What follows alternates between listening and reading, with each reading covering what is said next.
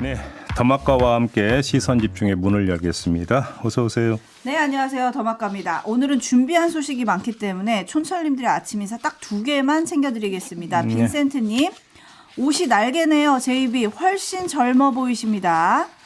아, 예. 칭찬 투척 하나 해드리고요. 네. 들꽃수기님, 안개가 많은 날씨네요. 촌철님들 출근길 안전운전하세요. 라는 인사 들어와 있습니다. 네, 안전운전하시기 바라고요. 네, 뉴스와 분석이 함께하는 JB타임즈 오늘 준비한 소식 첫 번째 뉴스 주목할 뉴스 어떤 건가요? 요즘 뉴스의 한가운데에 있는 인물이 바로 명태균 씨죠. 네. 여러 언론과 인터뷰를 하고 있는데 왜 MBC하고는 인터뷰를 안 해주시는지 모르겠습니다. 어제 드디어 했어요. 아니, 리포트에 잠깐 나갔습니다. 저희 시선 집중. 저희요. 네, 네. 전화 받아주세요. 네, 시선 집중도 어여삐 여겨주시기를 부탁드리면서 채널 A하고 인터뷰한 내용을 전해드리도록 하겠습니다. 어제 방송이 됐는데요. 자, 크게 2가지 내용입니다. 첫째, 인수위원회 참여를 제안받았다. 이거는 하루 전에 나왔던 어제 동아일보에서 인터뷰하고 똑같은 주장입니다. 인수위 참여를 제안받았다고 했는데 누가 제안했는지 그걸 밝힌 게 좀 다른 건데요. 김건희 여사가 직접 전화를 걸어와서 제안을 했다 이렇게 밝혔습니다. 김건희 여사가 인수위에 빨리 오시라라고 이야기를 했지만 자신이 닭을 키워서 납품하는 사람이고 닭을 가공할 사람은 많다 이러면서 거절 의사를 밝혔다 이렇게 주장을 했고요. 또 하나 김건희 여사와 주고받은 텔레그램 캡처본을 보여줬는데요. 추가로 공개한 거죠. 2022년 9월 엘리자베스 여왕 장례식에 불참하려던 이유가 명태균 조언 때문이라는 소문이 돈다. 김건희 여사가 텔레그램 대회에서 이렇게 이야기를 하니까 명 씨가 책임 소재를 분명히 하고 엄벌하라라고 회신한 내용이 담겨 있는 캡처본이었습니다. 어제 채널A 인터뷰에서 밝힌 내용이 이 2가지인데요. 여기서 제기해야 되는 문제가 4가지가 있습니다. 4가지요? 지금 김건희 여사가 정말로 인수위 참여를 요청했다면 이건 명백한 국정 개입입니다. 이 자체가 첫째 문제가 됩니다. 2번째, 어제 동아일보 인터뷰에서 명태균 씨는 인수위 참여를 요청한 사람이 누구냐라고 하는 질문에 결정권자라고 대답한 바가 있었습니다. 그러면 김건희 여사가 결정권자라는 이야기가 돼버립니다. 이 인식을 도대체 어떻게 국민의 한 사람으로서 어떻게 받아들여야 될 것이냐라는 문제가 2번째로 제기가 됩니다. 3번째, 어제 대통령실 관계자가 일부 언론에 명태균 씨와 윤석열 대통령의 관계에 대해서 이야기를 했는데 대선 경선 후에 소통을 끊었다라는 요지의 주장이었습니다. 대선 경선은 2021년 11월에 있었습니다. 그러면 11월 이후에는 명태균 씨와 소통을 하지 않았다라고 하는데 텔레그램 대화가 이루어진 건 언제라는 겁니까? 2022년 9월이라는 겁니다. 그러면 대통령실 관계자가 거짓말했다는 이야기가 됩니다. 이게 3번째입니다. 4번째, 텔레그램 대화 내용을 끊어 읽어야 되는지 이어 읽어야 되는지 문제도 제기가 됩니다. 무슨 이야기냐? 엘리자베스 여왕 장례식에 불참하려던 이유가에서 끊고 명태균 조언 때문이라는 소문이 돈다. 불참하려던 건 맞는데 다만 명태균 조언 때문이라는 게 잘못됐다라는 취지의 이야기인지 이렇게 끊어서 읽어야 되는 건지 아니면 통으로 읽어야 되는지에 따라서 이 메시지의 내용이 완전히 달라진다는 겁니다. 왜 이런 말씀을 드리느냐. 당시 장례식에 불참을 했어요. 근데 그때 대통령실에서 내놨던 설명은 뭡니까? 영국 현지 교통 상황을 지금 이유로 들었던 거 아닙니까? 그런데 통으로 읽으면 뭐 그렇게 이해를 할 수 있는데 끊어 읽으면 애당초부터 불참하려던 생각을 갖고 있었다라고 해석될 여지도 있는 대화이기 때문에 드리는 말씀입니다. 어떻게 읽어야 될 것이냐. 읽는 방식에 따라서 이야기가 완전히 달라진다. 이것도 함께 말씀을 드리도록 하겠습니다. 네, 그리고 어제 명태균 씨가 채널A뿐만 아니라 거의 많은 언론하고 인터뷰를 막 했었거든요. 근데 거기에 대해서 언론들이 지적했던 게 왜 대통령실의 공식 입장이 안 나오냐 이거를 좀 궁금해하긴 했었거든요. 어제 나올까요?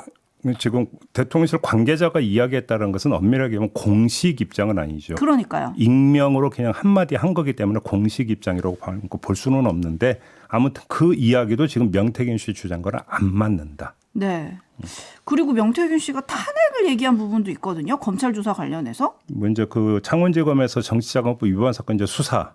그러면 나 불러서 수사하면 한 달 만에 어떻게 된다? 탄핵을 언급했어요? 그러니까 내가 이거는 뭐냐면 옛날 버전으로 얘기하면 내가 입만 뻥끗하면 어떻게 된다? 세상 요동친다라는 그런 주장이거든요.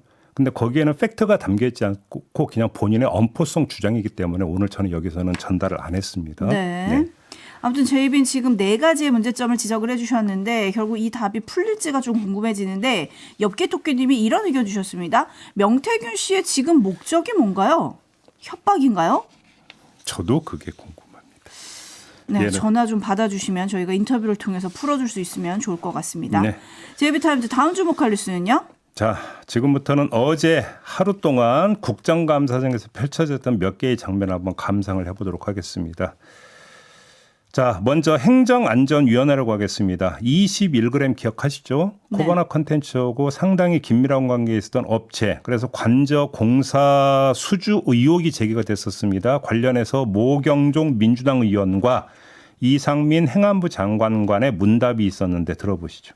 공사를 한 업체를 이렇게 졸속으로 지정을 해도 되는 겁니까?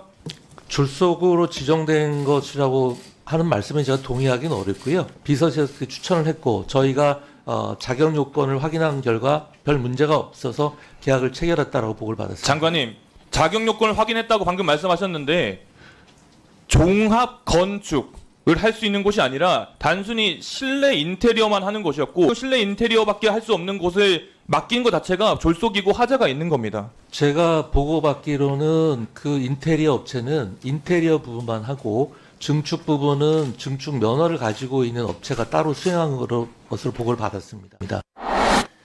네, 이상민 장관은 보고받은 걸 상당히 강조를 하지 않습니까? 네. 근데 그 이전에 뭐가 있었습니까? 발표가 있었습니다. 감사원 감사 결과 발표가 있었습니다. 그 발표 내용에 따르면 이렇습니다. 실내 인테리어 계약 따로 증축 계약 따로 해서 공사 따로 했다면 아무 문제가 없는 것이죠. 근데 감사원 감사 결과는 어떻게 되는 겁니까? 실내 인테리어 면허밖에 없는 21g과 수의 계약을 맺은 다음에 21g이 18개 업체와 하도급 계약을 맺었고 이 중 15개 업체도 실내 건축업 등 관련 허가가 없는 무자격 업체였다는 것이었습니다. 더구나 계약 과정도 문제였습니다. 21g은 대통령 비서실 요청으로 5월 15일 보수공사에 이미 착수를 했는데 관련 공사 최종 계약은 공사 한 달 이상이 진행이 된 7월 1일에야 체결이 됐습니다. 과정도 자격도 날림이었는데 어떻게 이게 졸속이 아니라고 장관이 주장할 수 있는 겁니까? 예를 들어서 그 공사가 이루어지는 시점에서 자기가 이렇게 보고를 받은 거다라고 주장했다고 쳐요. 하지만 나중에 감사원 감사 결과 나왔잖아요. 그러면 국감장에서 이렇게 주장하면 안 되는 거잖아요. 근데 왜 이렇게 주장합니까? 이건 현실 호도성 발언이다 이렇게밖에는 볼 수가 없는 거 아닙니까? 제 지금 이 지적이 부당하다면 먼저 감사원 가서 확인한 다음에 말씀해 주시기 부탁을 드리고요. 근데 이건 이 정도로 하고 핵심 문제는 좀 따로 있다. 이 점을 좀 말씀을 드려야 될 것 같은데 처음부터 끝까지 아주 버젓이 졸속과 탈법이 감행된 배경 오히려 이게 바로 핵심 문제 아니겠습니까? 도대체 비서실과 21g은 뭘 믿고 저렇게 배짱 좋게 저렇게 어떤 일을 벌였는가. 바로 이게 국감에서 밝혀져야 할 핵심 문제인데 아직까지 거기는 도달하지 못했다. 이렇게 평해야 될 것 같습니다. 네, 어제 질문은 있었습니다. 이상민 장관이 그렇게 얘기를 했죠. 21g 김건희 여사가 추천을 한 거냐라는 질문에 자세히 알지는 못하고 있다. 21g 계약은 비서실이 추천했다. 꼼꼼하게 준공 검사를 못한 건 사실이지만 업체 계약에는 문제가 없다. 뭐 관련해 가지고는 여러 국감장에서 지금 이 내용이 다뤄질 것 같거든요. 추가적인 내용이 나올지 좀 지켜봐야 될 것 같고 네. 다음 주목할 국감장은 어디입니까? 외교통일위원회로 갈 텐데요. 손정미 한국국제협력단 줄여서 코이카라고 많이 부르죠. 이 코이카 상임이사의 임용 의혹이 제기가 됐습니다. 이재정 민주당 의원이 손정민 이사 선임과 관련한 심사 결과표 그리고 이사 선임 최종 후보 10명의 이력서 등 자료를 내라 이렇게 요구를 하자 장원삼 코이카 이사장이 이렇게 답변을 합니다. 들어보시죠. 이 관련 규정과 절차를 철저히 준수한 가운데 적법하게 이루어진 이사장의 임명 권한 행사에 대해서 일부 불만을 가진 인사들의 제보만으로 문제를 삼는 것은 적절치 않고 또 국회에서 이런 문제가 논의되는 것은 소모적이라고 생각을 했고. 자, 이에 이재정 의원이 반박을 하는데 한번 들어보시죠.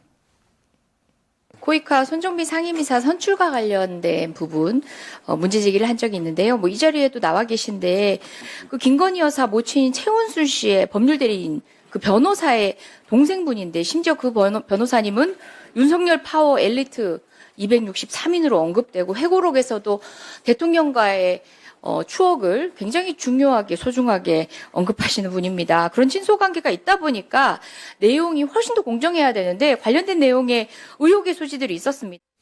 네, 이재정 의원이 말한 변호사는 손경식 변호사인데요. 윤석열 대통령의 사법고시 일기수 후배고 윤석열 대통령이 검사 초임 시절에 대구지검에서 함께 일을 했고 최은순 씨의 요양병원 급여 불법 수급 사건 변호인으로 참여해서 2심에서 무죄를 이끌어냈던 사람입니다.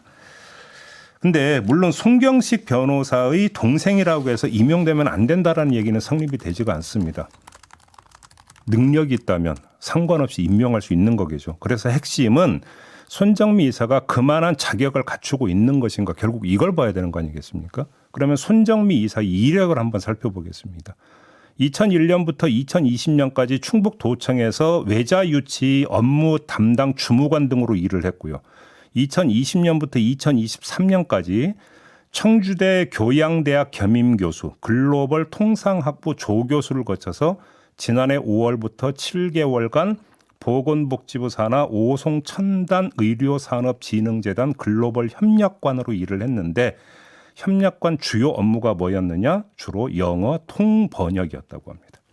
자, 이 이력 어디에서도 코이카의 주된 업무인 공적 개발 원조, 관련 경력은 찾아볼 수 없다. 이게 핵심 문제 아니겠는가 이렇게 정리를 하겠습니다. 네, 또 주목할 국감장 있을까요? 역시 외교통일위원회로 가겠는데요. 김준형 조국혁신당 의원이 2030 세계 박람회 개최지 투표를 앞두고 외교부 1, 2차관과 산업통상자원부, 국제박람회 기구 회원국 주재 공관장 등에게 발송한 외교부 판세 분석 보고서를 공개를 했습니다. 내용은 1차 표결에서 결선으로 올라가면 2차에선 승리가 가능하다라는 내용이었는데 이 보고서는 3급 기밀로 분류된 문건이었습니다. 이 보고서 공개에 대해서 조태열 외교부 장관이 이렇게 반문을 하는데요. 들어보시죠. 저 문서를 어디서 입수하셨습니까? 지금 누구한테 지금 질문하는 겁니까? 아니 저는 중대한 사안으로 보고 있습니다. 이거를. 네. 조태열 장관의 발언 취지는 공개돼서는 안 되는 기밀 문건이 공개가 됐다라는 것이고 그래서 출처를 밝히라. 의원한테 있으면 이렇게 요구를 한 거 아니겠습니까? 네.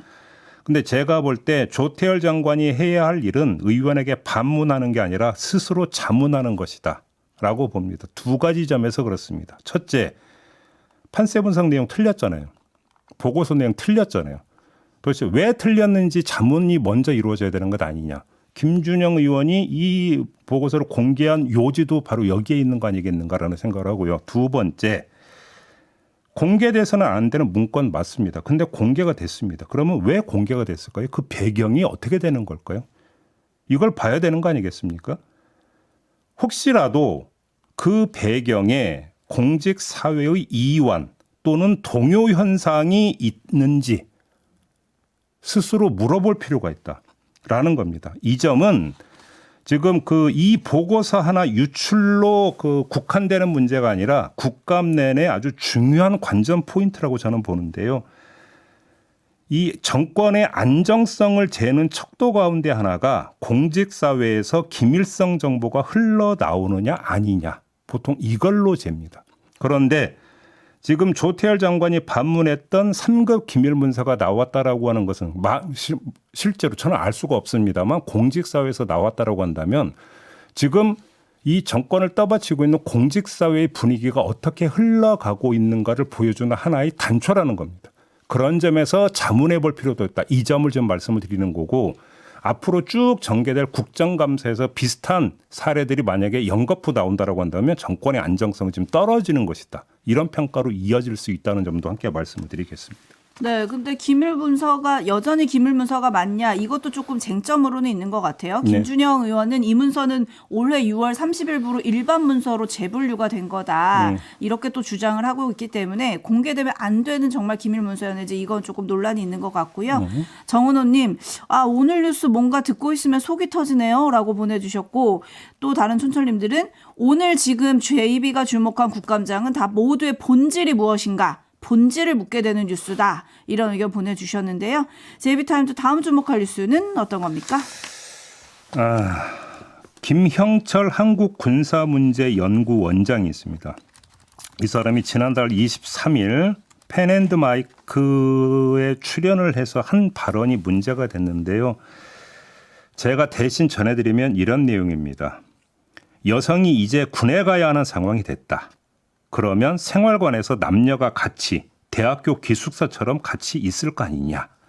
그러면 자연스럽게 거기서도 남녀 좋아하는 커플이 생긴다. 일생을 같이 할 수 있는 전우애가 생겨서 오히려 결혼도 많아지고 또 그 다음에 아기도 많이 낳지 않겠냐. 이렇게 발언을 합니다. 이어서 그걸 잘 이렇게 유도해서 만남 기회를 자꾸만 제공한다는 측면에서 여성 징병제 좋고 또 유사시에는 전투력으로 활용될 수 있다. 이렇게 이야기를 합니다. 이 발언 어떻게 평가하십니까? 평가해야 돼요. 저희가 굳이 평가를 안 해도 되는 거겠죠. 직접 목소리 들려드리려고 오디오가 준비가 돼 있었는데. 그랬나요? 예, 그 점 좀 안타깝지만 근데 평가를 해야죠. 해주세요. 평가. 아무튼 평가할 이유가 뭐가 있겠습니까? 이 김영철 원장은 예비역 공군 중장입니다. 대선 당시 윤석열 후보 캠프 공명선거 안심투표 추진위원회 이름을 올렸고 그 때문인지 아닌지는 알 수는 없습니다만 2022년 11월 12대 원장에 취임을 했던 사람입니다. 그런 사람이 이런 발언을 유튜브 채널 나가서 했던 거고요. 이게 문제가 됐습니다. 그러자 김 원장이 해명을 하고 나섰는데 그냥 남녀 간 만남의장이 필요하다는 취지에서 가볍게 한 말이다. 부적절했다면 사과하겠다. 이렇게 얘기를 했는데 남녀 간 만남의장이 부대입니까? 이 해명조차도 문제가 되는 거 아닙니까? 네? 매누님이 입 꾹 닫고 살면 중간이라도 갑니다. 현님 뭐라는 건가요? 라고 질타가 쏟아지고 있습니다. JB타임즈 다음 주목할 뉴스 어떤 건가요? 스트레스를 푸는 방법 가운데 하나가 먹는 것 아니겠습니까? 마지막으로 먹는 얘기 잠깐 하고. JB 좋아하죠, 먹는 거. 네, 가을 오면 뭡니까? 전어? 전어입니다. 근데 가을 전어는 이제 옛말이다라고 합니다. 국립수산과학원 조사 결과 올해 들어 8월까지 잡힌 전어가 3,380톤이었다고 하는데 지난해 같은 기간 6,470톤에 비해서 47.8%가 줄어든 거고요. 최근 5년 평균 6,255톤에 비하면 46%가 감소한 거라고 합니다. 이제는 겨울에 더 많이 잡힌다고 합니다. 2021년에 가을 어획량은 39.6%, 겨울이 오히려 53.9%였고요. 2022년에는 가을이 33.9%, 겨울이 56.9%. 지난해에는 가을이 44%, 겨울이 51.8%였다고 하니까 이제는 가을 전화가 아니라 뭐다? 겨울 전화다. 이런 이야기가 되는데 왜 이런 현상이 빚어질까? 누구나 상상할 수 있는 게 기후변화, 수온 상승에 따른 것 아니냐라고 하는 추측은 누구나 할 수 있는 건데 국립수산원에서는 일단은 좀 약간 유보적이라고 합니다. 이게 이전에도 약간 불규칙한 어떤 그 통계가 좀 나온 적이 있었다고 하더라고요. 기후와 직접적으로 연관이 없는 그런 점을 좀 더 두고 봐야 되는데 아무튼 이상 현상인 건 맞는 거 아니겠습니까? 우리 생활을 둘러싸고 있는 환경이 좀 참 많이 변하고 있다. 이런 생각 좀 하게 됩니다. 이른바 제철 음식이라는 것도 이제는 수정이 필요한 단계에 와 있다. 생선도 그렇고 과일도 그렇고 채소도 그렇고 다 그렇다. 이런 말씀 드리겠습니다. 마무리하죠. 더마카 수고하셨습니다. 고맙습니다.